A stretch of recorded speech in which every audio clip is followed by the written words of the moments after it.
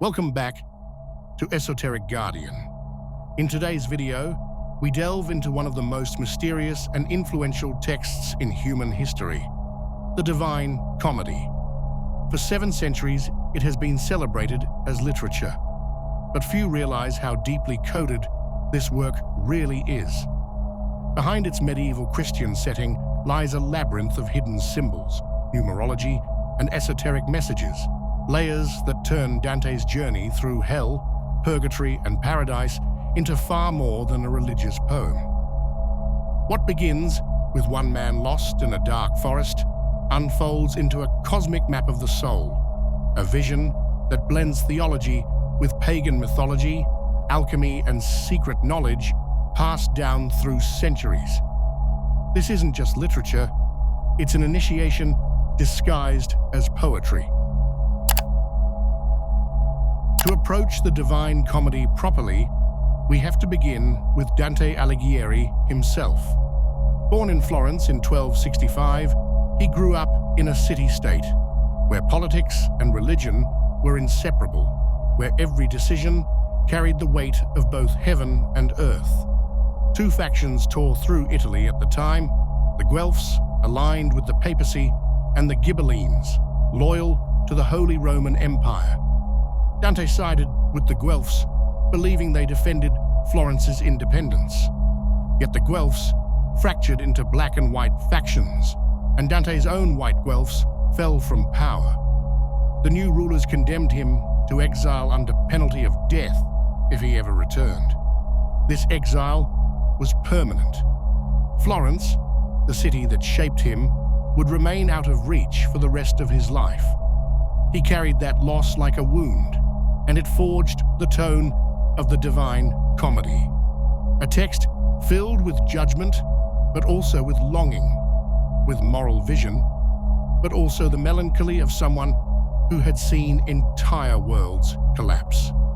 Out of this personal catastrophe, Dante decided to write something larger than his own life, a work that would hold together theology, philosophy, politics, and classical mythology inside a single structure. The poem follows the soul's passage from error to awakening. It begins in a state of confusion, wandering through the dark forest of sin, before descending into the terrors of hell. Punishment appears there in all its forms: physical torment, spiritual despair, the cold logic of divine justice that spares no one. Yet this descent is only the first movement. The climb through purgatory transforms fear into purification, suffering into discipline, until the soul reaches the heights of paradise, where knowledge and love merge into the presence of the divine. Every stage forces the reader to confront a different mystery. Hell embodies the terror of separation, of spiritual ruin. Purgatory reveals the possibility of change, the work of inner transformation. Paradise opens the question of ultimate reality itself, what it means for the human soul to encounter the source of all existence. Through this journey, Dante compresses medieval cosmology, Christian theology, Aristotelian philosophy, and even remnants of pagan thought into a single vision. It is a map of the afterlife, but also a map of the human condition. The descent begins with a shock that feels quiet rather than violent, a windless twilight where sighs replace screams. This region holds the unbaptized and the virtuous pagans, noble minds who achieved excellence through reason, yet never received the grace that opens paradise. Dante walks through green meadows, sees a soft loom unheard of elsewhere in hell, and enters a castle with 7 walls and 7 gates. Medieval readers recognized a code: 7 liberal arts, trivium and quadrivium, the full formation of the intellect. The castle shelters Homer, Horace, Ovid, Lucan. Farther in, philosophers like Aristotle, Plato, Socrates, rulers and sages from antiquity.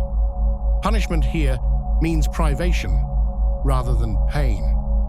We live without hope, in longing. Theology matters. Scholastic thought distinguished what reason could reach natural virtues from what only infused grace grants: faith, hope, charity. Limbo dramatizes that difference, a humanity perfected in culture and ethics, still short of the beatific vision. Two medieval currents shape the scene. First, the limbus patrum, the harrowing of hell, where Christ, after the crucifixion, descends to free the biblical patriarchs. Their absence leaves a dignity tinged with loss. Second, the limbus puerorum, the fate of unbaptized infants, a doctrine that deepened the pathos of this borderland. Esoterically, the seven-walled fortress reads as the mind's citadel, faculties refined to their limit, yet enclosed, because intellect without the transfiguring spark cannot pass beyond its own architecture. Limbo teaches the hardest lesson in the poem's upper tiers. Excellence without illumination still ends at a wall. Beyond Limbo sits Minos, the infernal judge. He listens, curls his tail around his body, and the number of coils assigns the soul's depth. Then the air changes. A ceaseless cyclone tears through darkness.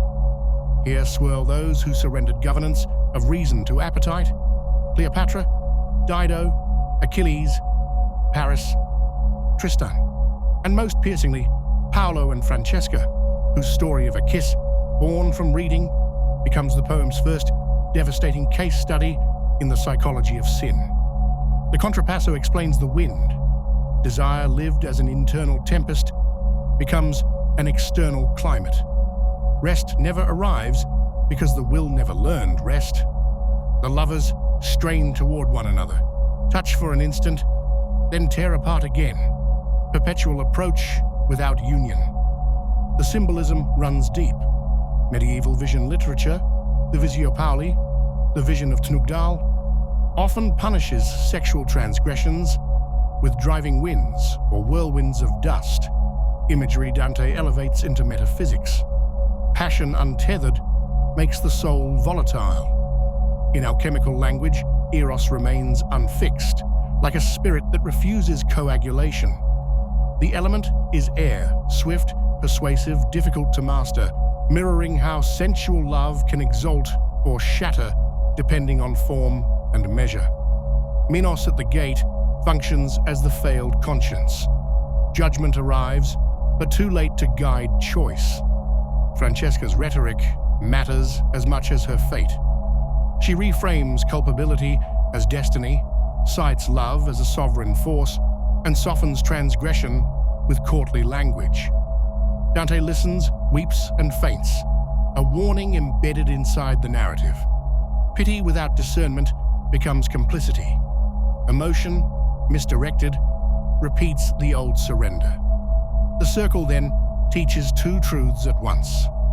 The anthropological one, eros seeks union and movement, and the initiatory one, eros requires form, or it becomes a storm. Where limbo withholds light, lust withholds stillness. Both keep the soul from the ascent. Leaving behind the storm of the lustful, Dante and Virgil descend into a realm where the very climate turns hostile. From the dark sky falls an endless rain of cold, filthy water, mixed with hail and snow, soaking the ground into a stinking, viscous mire. This is the domain of gluttony, the third circle, where those who lived only to eat, drink, and indulge the body without measure now lie face down in the mud, immobilized, swallowing the same filth that mirrors their lives of excess. The scene has a guardian, Cerberus, the three-headed hound from classical myth. In Homer and Virgil, he merely guarded the gates of Hades. Here, Dante twists him into something far worse. With claws like hooks and three ravenous throats, Cerberus doesn't just watch. He torments, scratches, and tears the souls apart while the icy rain lashes down. His triple mouth, eternally hungry, embodies the very sin punished here. Appetite without reason, multiplied, grotesque, and unsatisfied. Dante even describes how the damned, pinned to the ground, try to shield themselves from the beast using their own bodies, a gesture as pathetic as it is futile. The contrapasso, the law of punishment, mirroring the sin, hits with precision. In life, the glutton drowned the higher faculties under appetite. In death, appetite itself drowns him. The eternal rain comes from above, but not as blessing, rather as inversion. Where God once fed Israel with manna in the desert, this heaven feeds hell with nothing but decay. Even the sound of the place is perverted. Where banquets and music once filled their lives, now there's only the storm's roar and the slavering of a three-headed maw. For medieval theology, gluttony was never about food alone. It meant surrendering the rational soul to the animal body. That's why the mud, the storm, and Cerberus work together as a single image. When man lives as beast, the afterlife receives him as prey. The fourth circle, avarice and prodigality, abandons the violence of storms for something almost mechanical, absurd, yet theologically exact. Dante sees two enormous crowds, each pushing massive circular weights with their chests in opposite semicircles. They collide at the center, hurl insults, why hoard, why waste, then turn and repeat the motion forever. No demon lashes them on because the punishment itself carries its own logic. Movement without purpose. Labor without progress. Here appear both extremes of material vice, the misers who clutched every coin, and the prodigals who squandered without thought. Medieval ethics condemned both because each failed to use creation rightly. One through sterile hoarding, the other through chaotic waste. Aristotle placed virtue in the mesotes, the mean between extremes. Dante shows both extremes locked in eternal collision, circles of energy that build nothing, generate nothing, lead nowhere.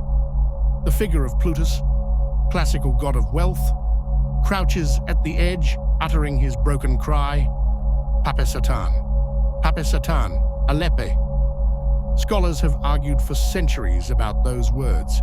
Perhaps Dante invented them precisely to collapse language into nonsense, showing how avarice corrupts not only wealth, but even meaning itself. Dante names many clerics, abbots, and cardinals here, an open accusation that the church itself had grown drunk on gold while neglecting its divine mission. Even the choice of circular weights cuts deep. Unlike grain or land, money bears no fruit. It circulates, it multiplies only through exchange. Dante locks it into a geometry of futility, wheels rolled in a closed loop, forever meeting and recoiling, as sterile in hell as it was in life. If gluttony deformed the body, avarice and prodigality deform time itself, an eternity where motion achieves nothing, where history has no direction, where wealth spins on itself without end. When Dante and Virgil leave the frozen pit of hell behind, Purgatory begins with a shock of contrast. After the darkness and despair below, the very first thing Dante sees is the stars, a deliberate reversal of everything hell represented. Medieval cosmology placed Earth at the center of the universe, and on the far side of the world, from Jerusalem, rose the mountain of Purgatory, created when Satan's fall carved hell into the earth and hurled the land upward. Here begins not a descent into sin, but an ascent towards salvation. Unlike hell, where the damned remain trapped for eternity, Purgatory is a realm of process and transformation. Time exists here. Souls climb, change, and prepare for heaven. The prayers of the living help them move faster. Angels appear instead of demons. Hymns rise instead of screams. The entire mountain feels alive with purpose rather than despair.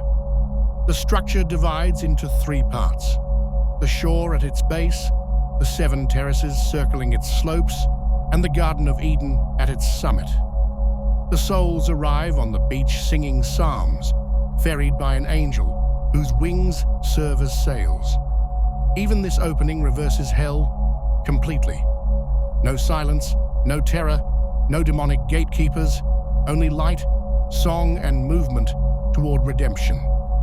The 7 terraces purge the 7 deadly sins in reverse order of their weight: pride, envy, wrath, sloth, avarice, gluttony, and lust.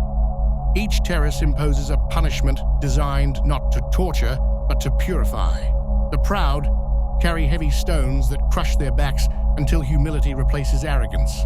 The envious walk with their eyelids sewn shut, learning to see rightly only after envy destroyed their sight.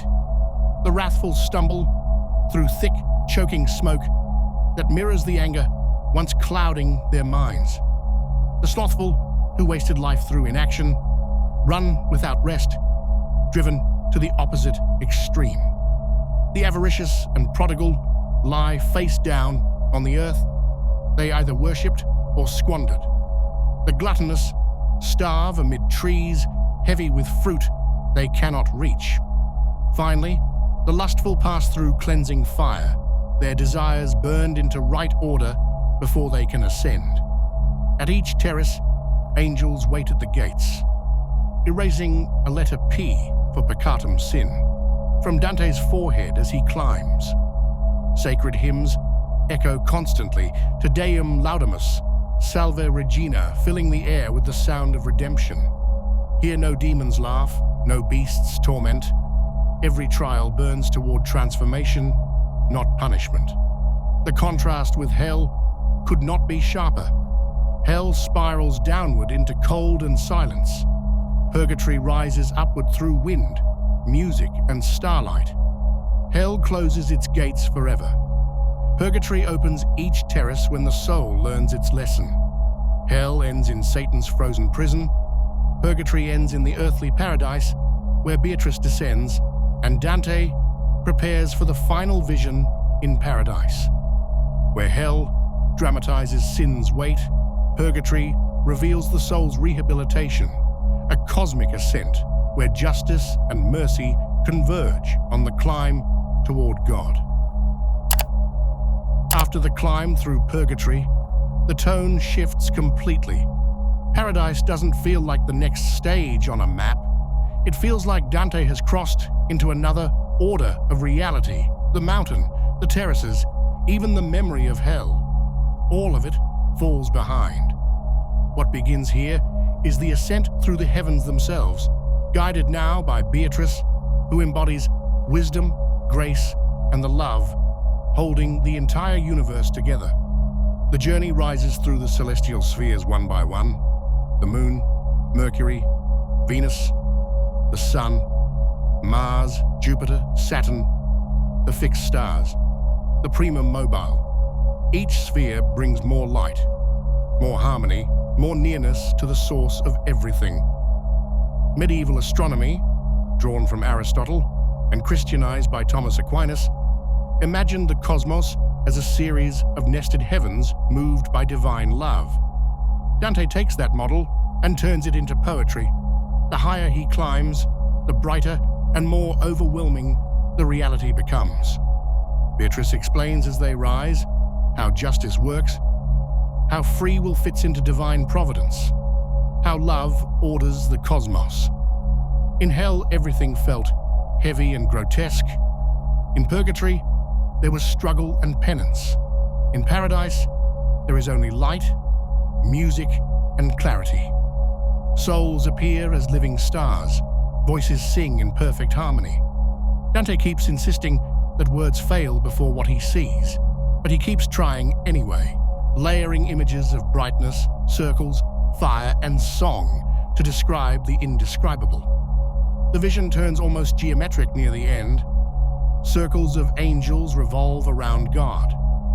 3 interlocking circles of light appear: Father, Son, and Holy Spirit, with the human form of Christ shining inside one of them. It shows the influence of Aquinas, who taught that faith and reason lead to the same truth, that divine love holds the entire structure of existence together. Finally, beyond the last sphere lies the Empyrean, the realm of pure light.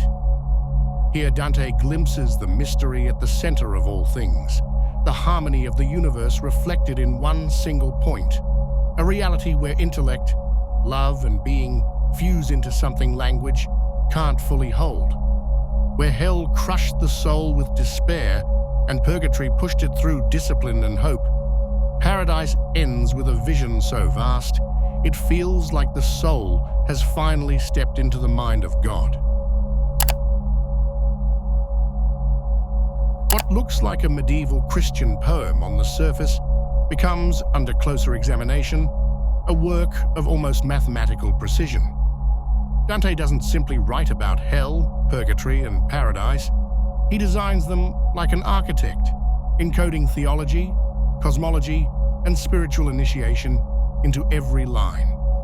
The numbers reveal the first layer. 3 dominates everything: the Trinity, the 3 realms, the 3 guides: Virgil, Beatrice, Saint Bernard. The terza rima rhyme scheme linking tercets like interlocking chains. 33 cantos per realm plus 1 introductory canto make exactly 100, 10 times 10. The number medieval thinkers saw as perfect totality. 9 circles of hell, 9 terraces of purgatory, 9 spheres of paradise, 9 angelic orders, each 9 echoing the 3 squared, a cosmos built on divine mathematics. But Dante goes beyond Christian numerology. Medieval Italy was a crossroads where Christian mysticism, Neoplatonism, and Jewish Kabbalah sometimes overlapped.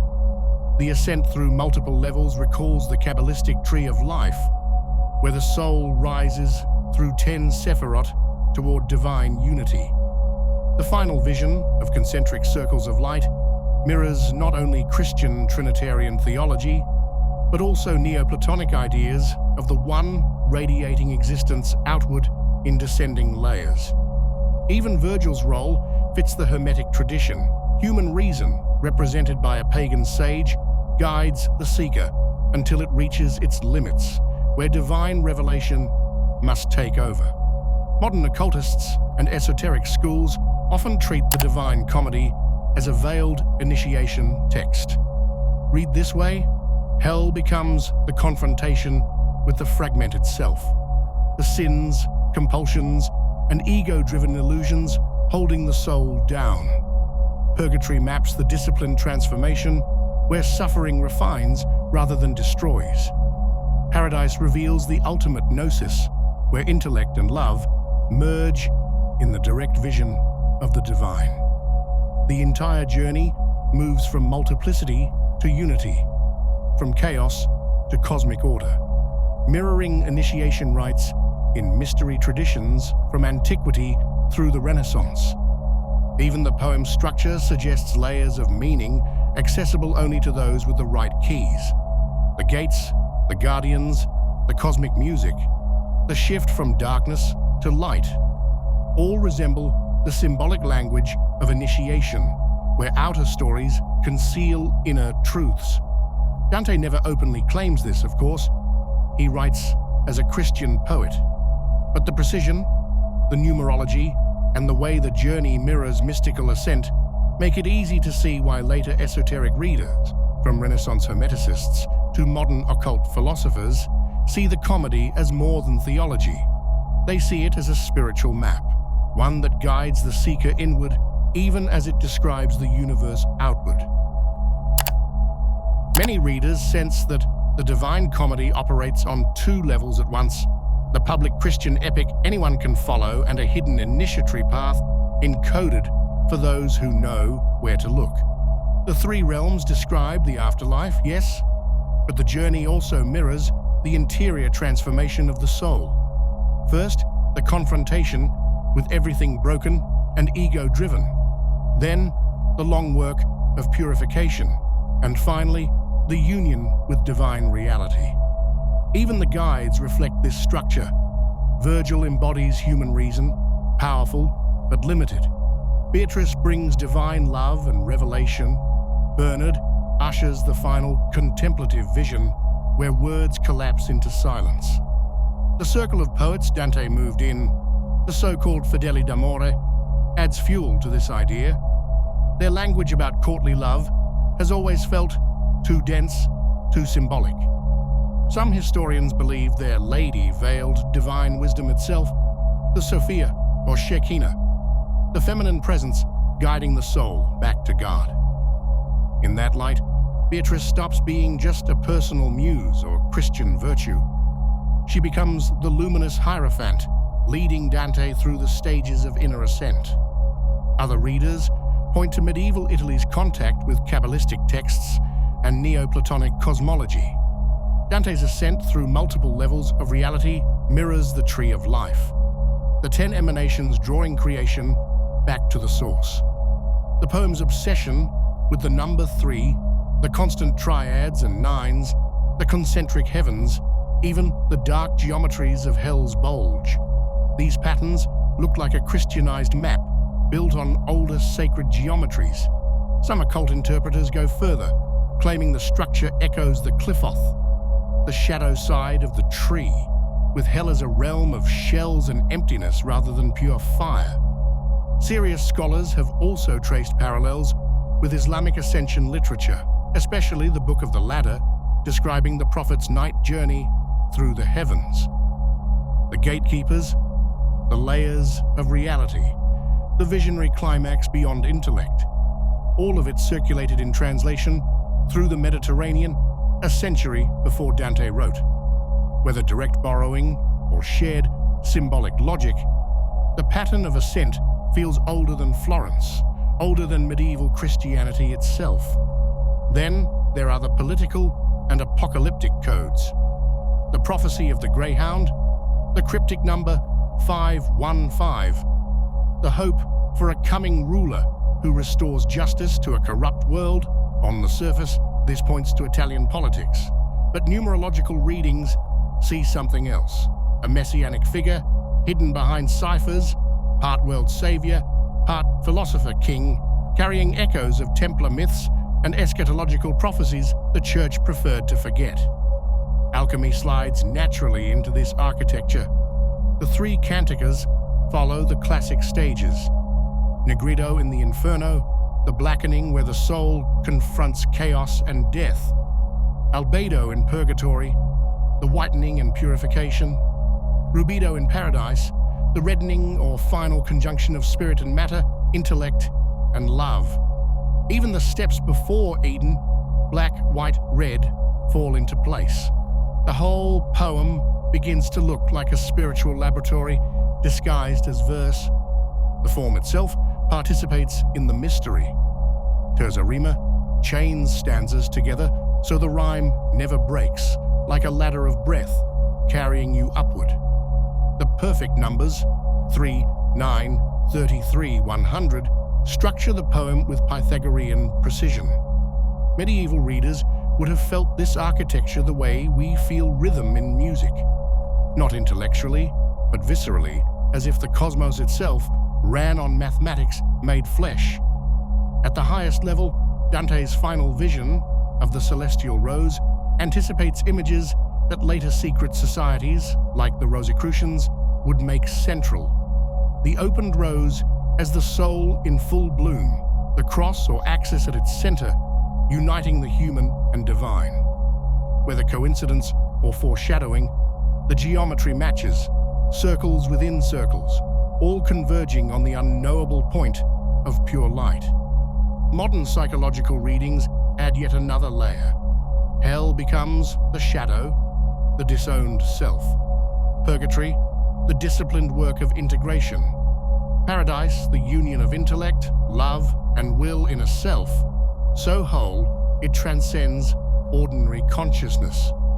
The final squaring of the circle, the impossible made possible, lands like a mandala completing itself. And underneath it all lies the sense that Dante built the poem like a memory palace. Gates, cities, stars, and steps arranged, so the reader walks a cosmic cathedral in the mind. Every corner holds doctrine, story, symbol, or geometry, all interconnected. Whether or not Dante intended every layer, he wrote a structure strong enough to carry them. That's why the comedy keeps inviting new readings 6 centuries later. It was never just a map of the afterlife. It was and remains a map of reality itself. Political, spiritual, psychological, cosmic, all at once. Dante set out to write a poem about the afterlife. What he left behind is something far bigger, a map of the human soul. 600 years later, it still speaks to us because it works on so many levels at once. On the surface, it's a story about sin, punishment, and redemption. Beneath that, it's political commentary, a spiritual journey, and maybe even an initiation text hiding layers of mysticism, philosophy, and geometry that no one has fully unraveled. That's why the Divine Comedy hasn't aged. The horrors of hell still feel disturbing, the climb through purgatory still mirrors the work of changing yourself, and the vision of paradise, whether you see it as religious truth or cosmic metaphor, still reaches for something words can't fully hold. And the more people study it, the more secrets seem to appear. Some see Dante as a medieval Christian, others as a political exile, others as a mystic, leaving clues for future generations. The poem works for all of them because it was never meant to stay locked in its own century. It was meant to be walked, circle by circle, step by step, by anyone willing to climb. And maybe that's the real point. You can decode the symbols, argue over the numbers, debate the hidden meanings, but in the end, you reach the same place Dante did. A vision where thought stops, language breaks, and all that remains is the force he calls the love that moves the sun and the other stars.